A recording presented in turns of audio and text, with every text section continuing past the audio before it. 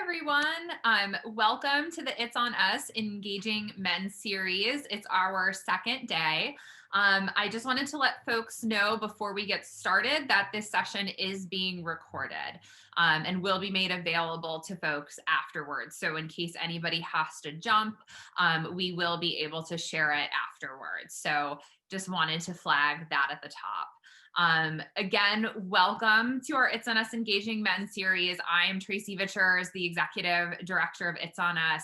And for this afternoon's conversation, I am so excited that we have Tony West, the chief legal officer at Uber, here to talk with me about how we can be bringing more men into the movement to confront sexual violence, and his experience being an ally throughout his 20-year career in some of our highest forms of government and in the corporate sector. Just some of Tony's bio. It's incredibly long and impressive, but just some highlights include that Tony was twice confirmed by the Senate to serve as a senior official in the Obama administration. He served as the Associate Attorney General of the United States in the U.S. Department of Justice's third-ranking official, where he supervised many of the department's divisions, including the Civil Rights Division and the Office on Violence Against Women. There, one of his most notable accomplishments was being a formative change maker in rolling back the Defense of Marriage Act and securing protections for tribal women in the 2013 VAWA reauthorization. Earlier in his career, he'd also spent considerable time personally prosecuting cases of violence against women and girls. He was also the former general counsel of PepsiCo and came to Uber in 2017 as the chief legal officer. While Tony has been at Uber, many anti-sexual violence advocates are familiar with his role in setting the standard on women's safety for rideshare, including ending forced arbitration and NDAs and individual claims of sexual violence, which Lyft, Google, and Facebook all subsequently followed. A $5 million commitment over 5 years to fund leading prevention work of gender-based violence organizations across the country.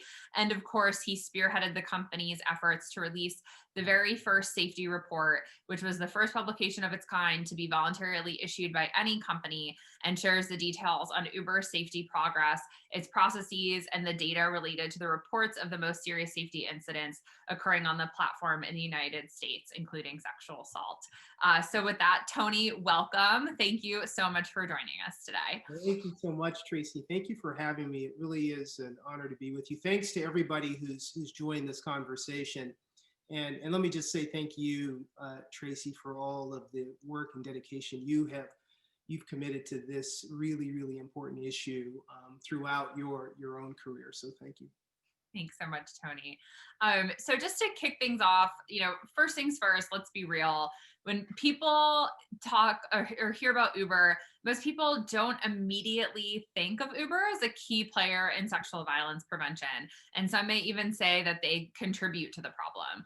Why do you think it's necessary for corporations to be at these conversations? And how do you see your role in the sexual violence prevention movement? So it's a really good question. I think sort of the level set, I really think the conversation about sexual violence prevention, I think that is one that has to begin and end with survivors, and with survivors driving that conversation the entire way. So, it can't ever be the case where, any company or any institution is trying to somehow co-opt that discussion.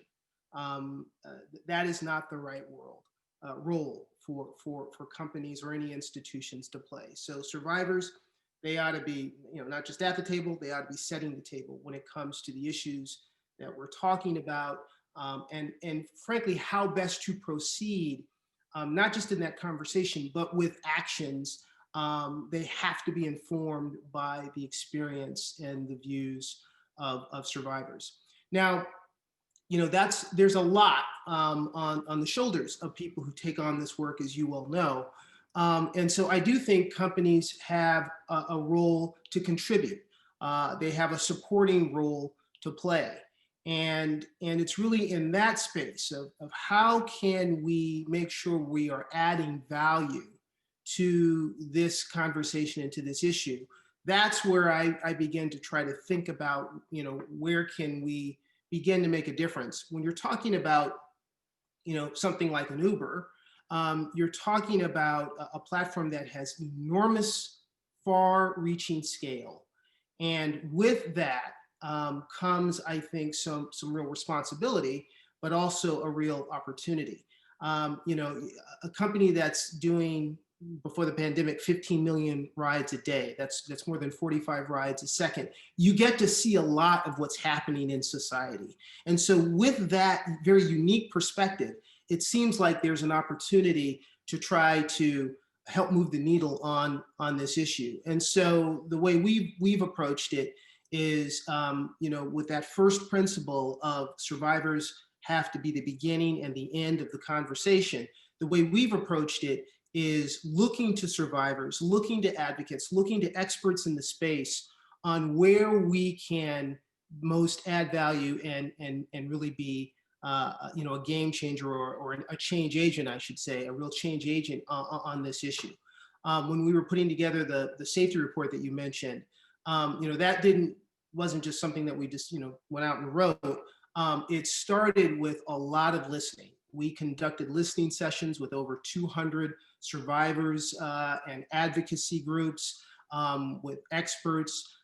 We spent a lot of time finding out from survivors how certain changes in our policies would make a difference. That's where the change to our policy and not forcing arbitration in these individual claims of sexual assault and sexual harassment came from.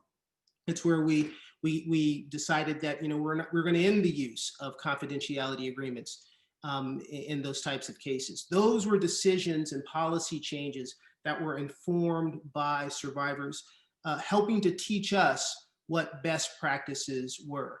And so that's where I really think the appropriate role of any institution, any company, really is.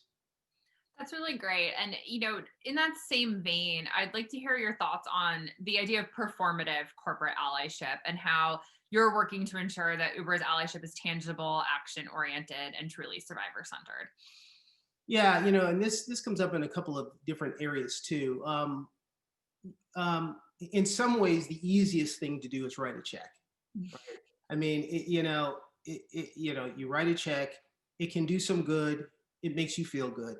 But at the end of the day, the question is, when you write that check, when you tweet that comment, are you really making substantive and sustainable change?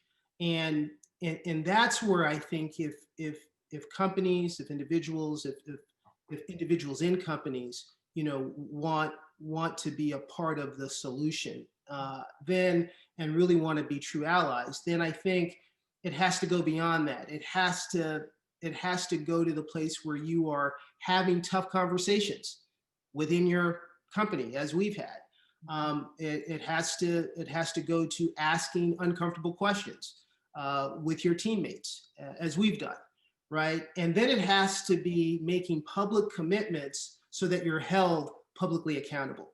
And this is where, whether you're talking about a safety report or you're talking about product changes, whether you're talking about some of the policy changes we made to become a more survivor-centric company, all of these came with public commitments and public metrics so that we were holding ourselves accountable, but the public was holding us accountable to meeting these goals.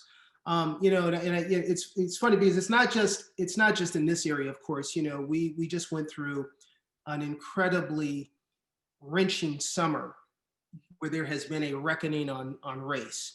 And when what you saw out of that, which was encouraging, was a lot of institutions, a lot of companies making commitments.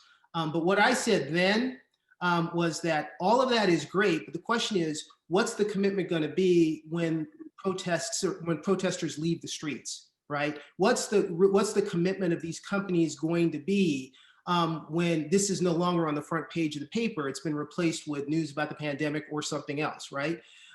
That's when the commitment really matters. And so in the same way, when it comes to anti-sexual violence commitments and efforts that companies that are seeking to be allies make, it can't just be in the crucible of a crisis. It has to be a long-term sustained commitment. That is hard, but it's necessary if you're going to get to the other side with real change. That's great. And, and speaking of tough questions, I feel like you probably had to ask a lot of those when you first came to Uber in 2017. Back then you were certainly stepping into an environment that was far from the best that it could be. At that time, there were serious and valid questions and criticisms about Uber's internal bro culture, issues of toxic masculinity and sexual harassment. Today, fast forward to 2021, I and so many advocates in our field know a very different Uber and a very different corporate culture at Uber, mostly because of your influence and your leadership. When you came into that environment, you saw these challenges, what did you decide to do differently to move towards reform? And what do you think the corporate sector can do differently more broadly when tackling tough issues like these? Well, I think first it's a recognition that if you're going to engage in the work of cultural change, and I do think that is very much what, corporate leadership, when they're thinking about their company, they are engaged, whether they like it or not, in the work of cultural change. And some have more work to do like we did than others. I think you have to recognize that it's a journey. It's not a destination. It's not like you can kind of come in, do a bunch of things, and all of a sudden, the culture's changed, and then you can kind of go on. It's just like a garden. It requires constant maintenance, attention. If you're not constantly tending that garden, if you're not constantly tending that culture, then weeds will grow and take over your garden, right? And it really, we're not perfect by any stretch of the imagination. We are not a perfect company, but we're better than we were before. And I think that's because of a couple of things. One, we were very, very clear about what the expectations would be. I'm a firm believer, because I've seen it over and over, whether I've been in the private sector or the public sector, that when you set high expectations, people tend to rise to those expectations. And so tone from the top is really, really important. We had a new CEO, Dara Khosrowshahi, who came in and was very clear that not only were we going to now take a different approach as a company, we were going to put as our North Star, do the right thing. But we were also going to focus on some priorities that we hadn't focused on in the same way previously. Safety was chief among them. So it was really important to set those expectations early on, be very clear, be very consistent about that. When I came in about a month or so after Dara, I was Dara's first executive hire. One of the things I talked a lot about was the importance of transparency, integrity, and accountability in everything we do. We have to be transparent. We have to know that we're taking actions and we are living up to the integrity that each of us brings every day to our roles to do the right thing. And we have to hold ourselves accountable. And that means, even when it's hard, we have to hold ourselves accountable. And there were periods where it was hard and we did have to hold ourselves accountable. But it's in those moments where you experience real growth. And for me, just a key top priority was improving the safety of our platform for women. Because, as many commentators have observed, women experience travel differently than men do. Just the fact is that women have to think about things that men simply take for granted when they move about in the world.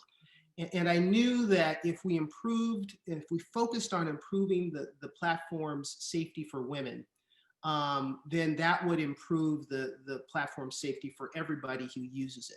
And so that became a really important focus point for me.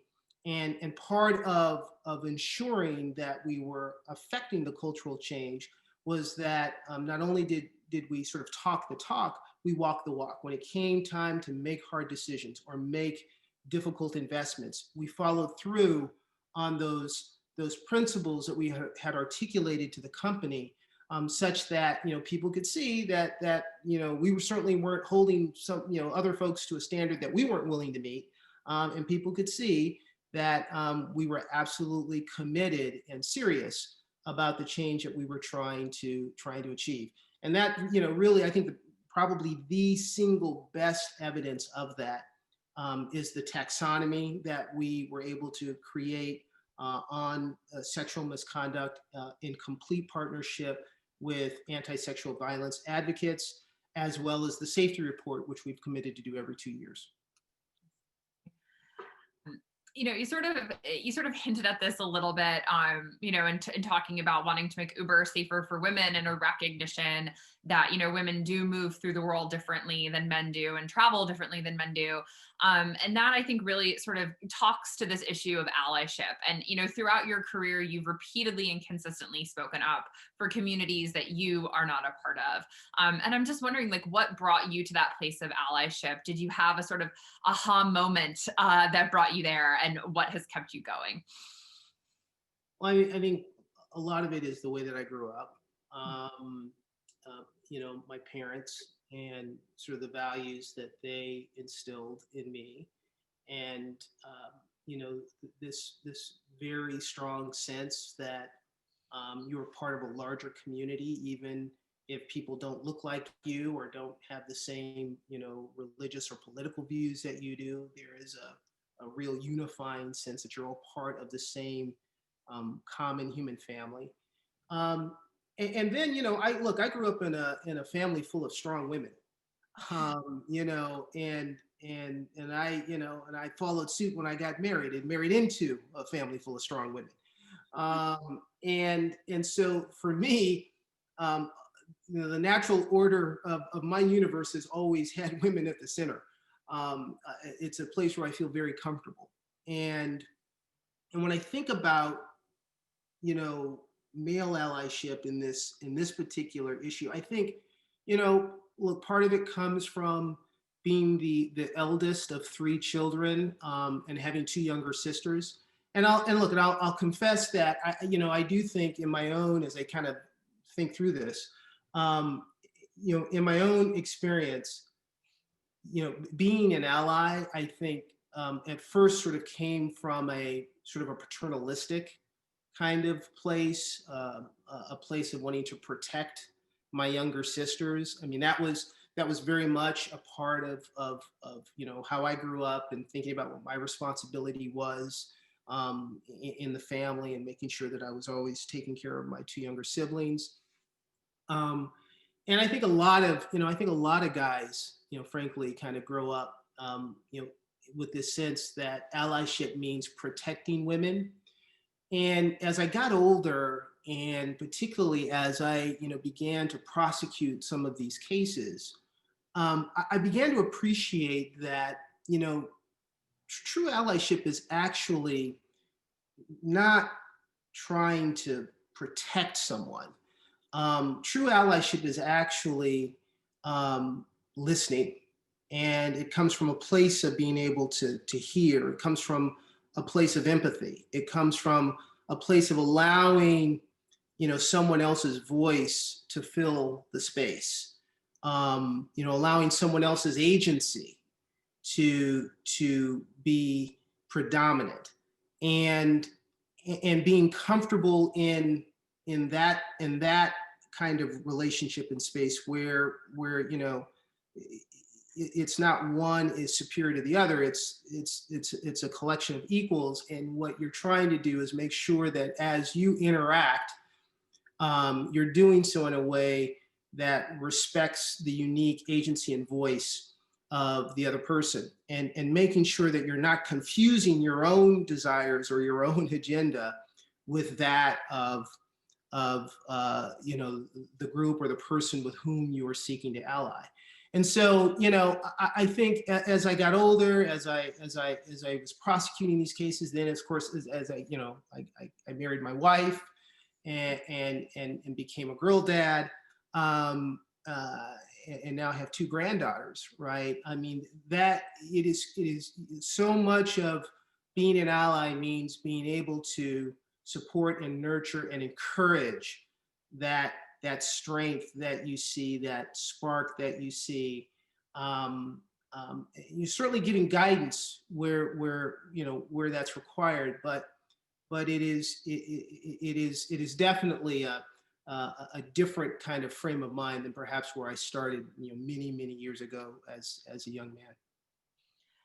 That's great. And, sort of digging just a little bit deeper on this concept of allyship, for you, what does it mean to you for, to be a male ally to the anti-sexual violence movement? You've worked with OVW, now you've been working on this issue at Uber.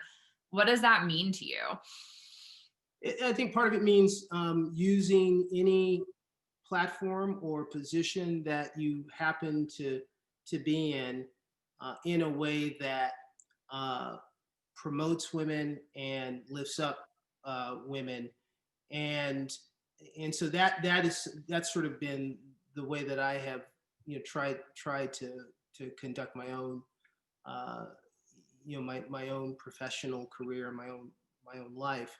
I think a lot of that means, when there are opportunities to pass the mic, you really pass the mic. You elevate the voices of others. You make sure that the decision-making table that you're sitting at is one that has diverse voices, has the voices of of women, and has the voices of individuals who may have a different experience than your own, because in that way you get to, I believe, the best results and the best solutions. And so, I'm a big believer in, all of us are, in various stages of our careers, and more often than not, our career paths tend to be a progression. And there is a tendency as people get older and people actually ascend to greater and greater heights, for them to become more cautious, and for them to be more careful, and they don't want to say the wrong thing, or they don't want to offend this person, or they don't want to step out on a limb, and they don't want to incur too much risk. And I'm just a big believer in, whatever seat you're sitting in, you're in it for a purpose, and you're in it for a reason. Use it. Doesn't mean you have to be obnoxious, but it does mean that, look, if you have an opportunity to pass the mic, if you have an opportunity to promote a diverse candidate, if you have the opportunity to speak up, then you should accept that invitation, and that's sort of the way I've tried to operate. Mhm. Speaking of invitations, I think that's a good segue. What do you think is needed to bring more men and boys into the anti-sexual violence movement? And what do you think may be making them hesitant to take action or to make that step to become an ally in this movement? I think one thing is that it may start with challenging gender stereotypes and traditional gender roles, because we think of kind of going back to my own experience, that being a part of the movement, or being an ally, that means there's a gender stereotype or a gender role that one must fill as a protector. And I think you've got to begin to break those down, so that the barriers to coming into this movement, the barriers to being an ally, are really lowered. And that really, I think, starts really early on, as we begin to educate boys and young men. Um, uh, I think for that reason, it does take other male role models and peers to kind of model what are healthy forms of masculinity, right? Modeling that at home, modeling that at school. We ought to applaud those instances in the media which model what are healthy forms of masculinity. Um, I think for that reason, obviously, parents are in a really unique situation. Caregivers are in a very unique situation to have sort of these age appropriate conversations that do challenge these stereotypes, that do kind of talk about um, the drawbacks and the limitations of so-called traditional gender roles. Um, and then, look, I think it's also pointing to examples of women who begin to break those stereotypes. Not just for women and girls, but for boys and men as well. I think it's really important to be able to look to those examples and see that there are fallacies attached to what we think is possible based on gender stereotypes or gender lines.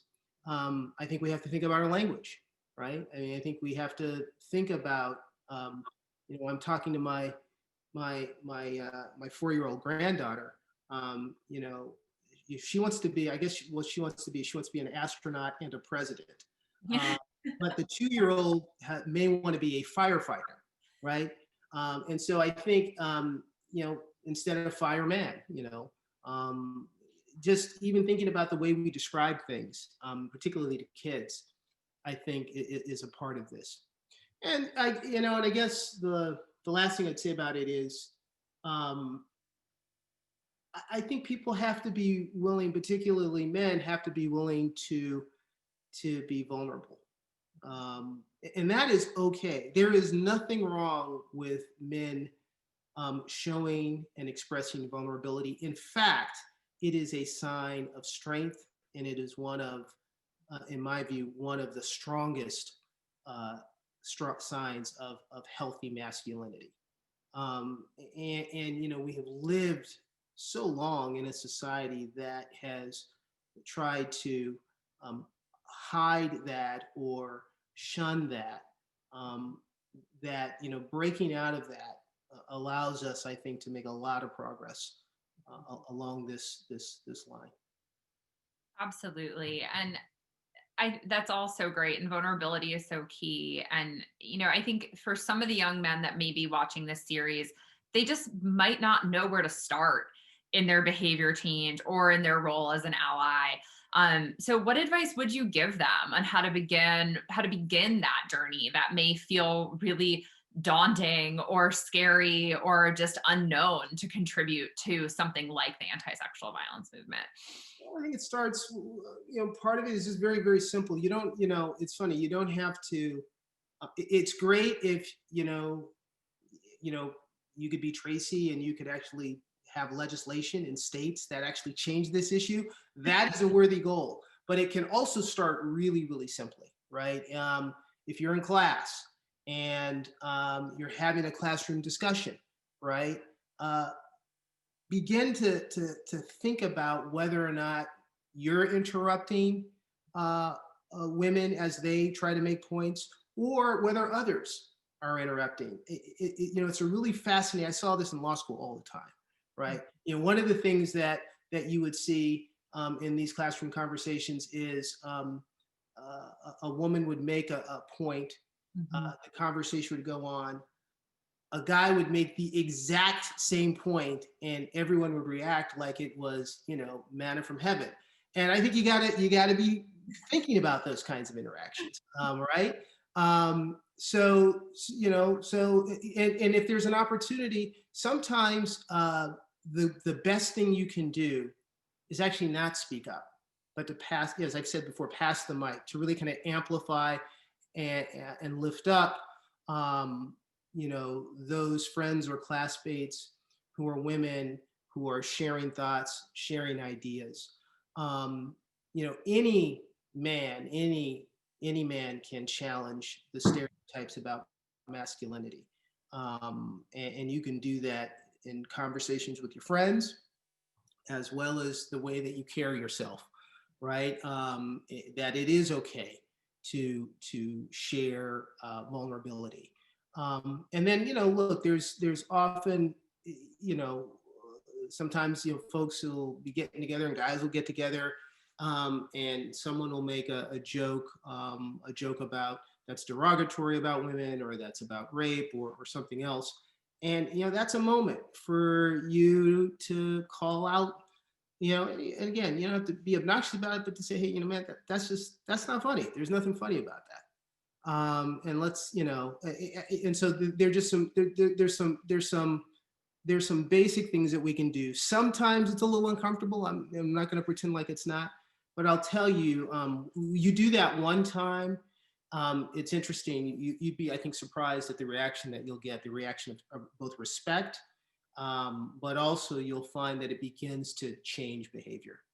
Um, and look, I think the last thing I would say is listen to the women in your life. But I mean, really, not just hear the women in your life, listen to the women in your life, and listen to what they are saying and what they are experiencing. You will not be able to fully uh, fully feel that because it's a different situation. But you can be empathetic to it, and you can try to, as best you can, to put yourself in their shoes to really kind of understand what they may be experiencing, and then use that knowledge, use what you've learned and what you're to sort of internalize um, that knowledge in a way that then alters or changes or modifies your own behavior. In terms of, modifying behavior, and we've talked a lot now about, toxic masculinity, but as somebody who has had very high roles in both the federal government and in the corporate world, what are some of the ways that you've seen healthy masculinity channeled for good in those traditionally male dominated institutions, particularly like the tech industry, for example? Yeah. So, look, I've been fortunate to work for a lot of incredible leaders. Many of them have been women, but of the men that I've really kind of worked for and worked with, there have been some incredibly enlightened feminist thinkers. One thing that President Obama would do if there was a meeting in the Roosevelt Room, for instance, which is in the White House, one thing he would, and it's you'd notice he would do this, is first of all, he would never. He was good about not interrupting anyone if they were talking, but you never heard him interrupt women. But if he noticed that the voices of the guys in the room were kind of predominating the conversation, which can happen from time to time, especially in a testosterone charged environment like the White House. He made it a point to say, such and such, we haven't heard from you, and to bring out those other voices into the conversation. Some of the best leaders I've worked with do that. Eric Holder would do that at the Justice Department when he would have his meetings with the team. And so I've seen so both in the way that they have the way they would interact, but also obviously in the positions that they took, the policies that they advocated, you see really, I think, very positive models of masculinity. I think in tech, tech still has some miles to travel. And, we're working on that at Uber. Other companies are working on that. But I think, part of it starts with being just very mindful about what it is you're trying to accomplish in bringing all of those voices into the discussion and into the conversation. Dar is very good about that in the way that he conducts meetings. Dar is another one of those leaders who tends to hold back, and he definitely doesn't interrupt when people are speaking, but I have seen him try to draw out the voices of others, and particularly of women, to make sure we're not having a one-sided conversation. So I think that those are some of the things that I have seen, but like I said, we still have work to do. Absolutely. And in terms of work to do, this is a very strange and difficult environment for everyone right now with the COVID-19 pandemic. We've had this, just a rebirth of conversations about issues of systemic racism in this country and police brutality.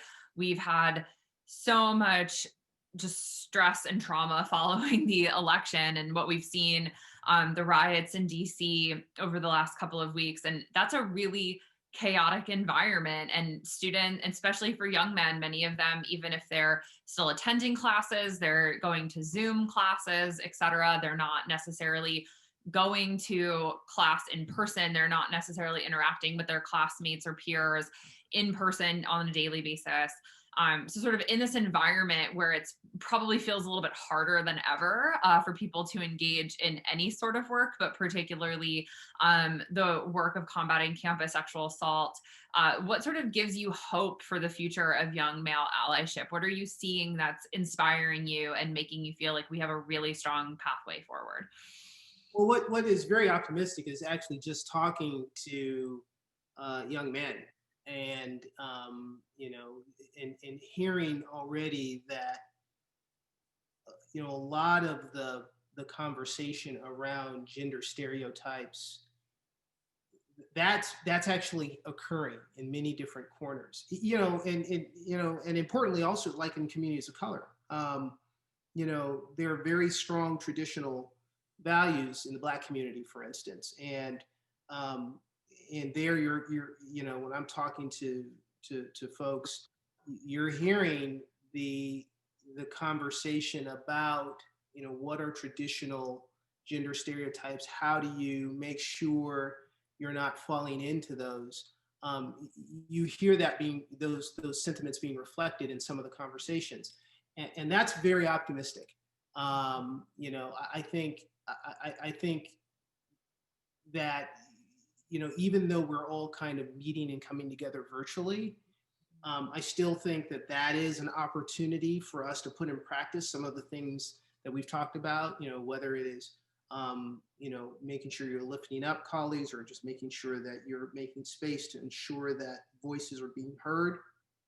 That people aren't trying to mansplain their way through a Zoom meeting. So there are those opportunities, or a Zoom class. So there are those opportunities. Um, and I also think that really at the heart of allyship, as I said at the beginning, at the heart of allyship is this sense of empathy. Is just your ability to get outside of yourself, and as much as you possibly can get into the shoes of someone else. And I think one of the things that has come out of this pandemic is, as people have been taking steps to protect themselves, which is absolutely necessary, we've also spent a lot of time thinking, how do we protect those that we love or those that we work with? How do we make sure that we're protecting one another? How are we protecting our families and our neighborhoods and our communities? And I believe as much noise as we often see on the national scene, um, there is a sense of empathy that is coming out of this public health tragedy that I hope will actually create more allyship, where people will ally with folks that they may not have had that much in common with before, and find that there's a common conversation and a common humanity that they can share. Great. Well, those were all the questions that I had for you, Tony. Thank you so much. Those were really incredible answers. We've had some questions coming in from the audience throughout your talk. Some of them have already been answered. I've been screening them, but there are some other really good ones. So we'll take a couple of minutes to go through some of those questions. There's a lot of them, so we might not get through all of them in the time that we have, but we'll try to get to as many of them as possible. And so folks know, if you do have questions, you can direct message them to me, and then I'll be able to ask Tony. And again, we'll try to get through as many as we can, but we have a hard stop at 3. So if we aren't able to get them all completed, we're always happy to send questions to Tony and the Uber team after this is over. So one of the first questions that came in was that folks really appreciate the transparency report, but they're also wondering, what steps has Uber taken to improve the safety on the platform for riders and drivers? Yeah, great question. So There have been a number of things, and a lot of it has gone into product changes that we have made. So, when it comes to the app, we've made it much easier for people to report incidents. As I think many people know, sexual assault is one of the most underreported types of incidents that we know of, and there are all kinds of impediments and barriers to reporting that exist out in the world. And so, one thing that we know we could do is make it very, very easy, should a survivor choose to report, to be able to do that through the app, to be able to do that anonymously if a survivor chose, to be able to do that with as much or as little information as a survivor chose, and then to be immediately connected with survivor-centric services. That's another thing that we have done is we have made a lot of investments in the way that we respond to survivors, the way that we make sure that they are getting access to services, both short-term and long-term. In fact, we just a couple of weeks ago announced a partnership with RAIN, which is I know folks know is the nation's largest anti-sexual violence organization, and that partnership draws upon the expertise that RAIN provides, both in especially training our own agents who take a lot of these reports, but also making sure that we can connect individuals with services in their area, and make sure that they, will also get long-term services if that's what they need, and that will be funded by us. The other thing that we've done is, if you look at the app, you'll see different features, technological features that again make it easier for people to feel safe. You can share your route in real time with a trusted loved one or a trusted contact. It's something that my wife and I use all the time, where I can know when she gets into an Uber, I can see exactly, I know who her driver is, I see exactly where she's going when she gets there. So you have that. We have there's a special 911 button now that you can find in the app if there is ever a situation in which someone feels uncomfortable. They can silently hit that 911 button. And in most jurisdictions in the United States, this is a state by state thing, so it's not complete yet. But in most jurisdictions in the United States, that person's real-time movement and information is transmitted to 911. So there are other safety features and enhancements that we've made, but those are some of the really big ones that we think are making a difference. Great. And a pretty related question to that is, on the prevention education side with drivers, what efforts has Uber undertaken over the last few years to stop an incident of sexual assault from happening? Good question. So yeah, and so another thing that we've done is we've invested a lot. In fact, RAIN has helped us to create some of these materials, but we've also worked with other groups to create anti-sexual violence training materials, which we make available to drivers. And we're actually going to start rolling it out to riders as well, because one of the things that the safety report revealed is that it's not just riders who report sexual assault. In fact, nearly half of the reports of sexual assault that come in from the platform come from drivers who've been assaulted by riders. So all of the safety features that I just described to you are available to drivers as well as to riders. And so we want to make sure that the platform is safe for everybody. That's great. And then we have a question about Uber's investigation process. The question is, it's a long question, but to sort of try and condense it, what kind of steps are taken as part of that process? What kind of liaising with law enforcement occurs or doesn't occur? What kind of information is shared? So that way the right information is being shared, but the investigation is being conducted in a trauma-informed way for the survivor. Well, again, it's a great question. Thank you for asking that. And so this is where the partnership with RAIN is really very critical, because the investigation is conducted. First of all, whenever a call comes in, it doesn't sort of get routed in the normal route that any kind of complaint might come in. Someone loses their phone, they didn't like, their ride or the route. You know, we field those too. But if there is a complaint about any kind of sexual misconduct, from the most serious down to, less serious, but still it's serious because it's sexual misconduct. It goes to a special unit that sits in Phoenix. I visited these folks a few times. Incredibly dedicated team of specially trained individuals who 24/7 field these calls and conduct these investigations.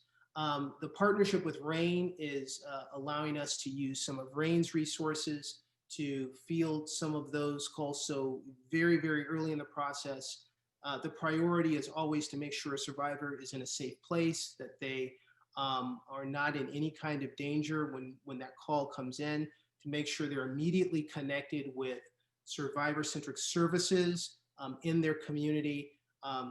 The priority is always to make sure that they are safe. We will not report incidents to law enforcement without the consent of the survivor. Again, that's best practices that we are following, and that we have been advised by RAIN and by other anti-sexual violence organizations, that the most important thing one can do in these situations is to ensure survivor agency. And so consistent with that means that we will not share that information with law enforcement without the survivor's consent. If the survivor does want us to help, we will be there are a lot of things we can do to facilitate that process and make it as seamless as possible, because we can share lots of information. But we do take our cues from the survivor. Absolutely.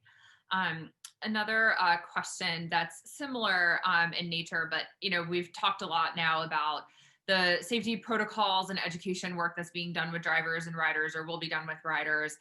But what sort of work is Uber doing internally with employees who maybe aren't drivers, but work within the tech department, or who work in marketing or communications, et cetera, just to raise awareness of the issue of sexual violence prevention and survivor advocacy? What kind of work is being done internally at the company?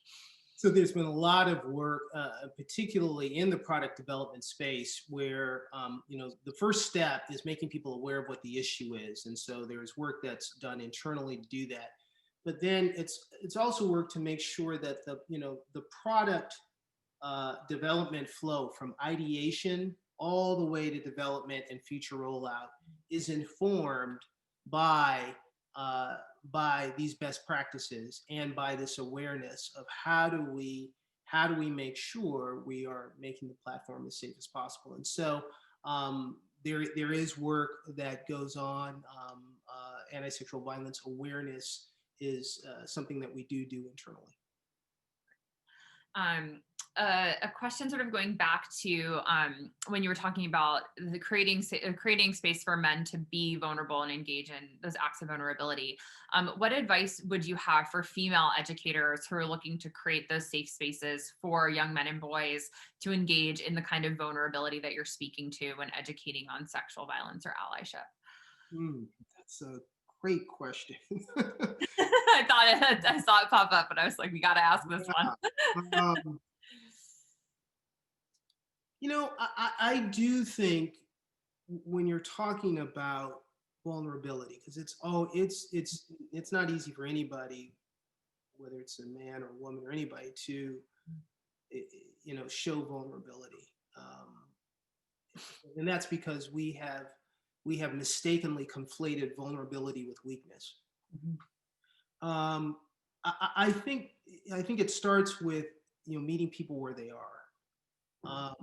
And part of that is giving people the space to be imperfect, right?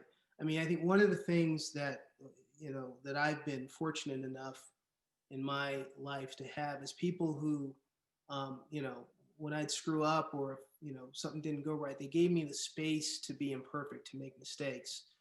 And, I've always tried to remember that in folks that I work with and manage that that it's okay, that making mistakes is human. It's a form of vulnerability. Being able to admit those mistakes is something that takes a lot of strength.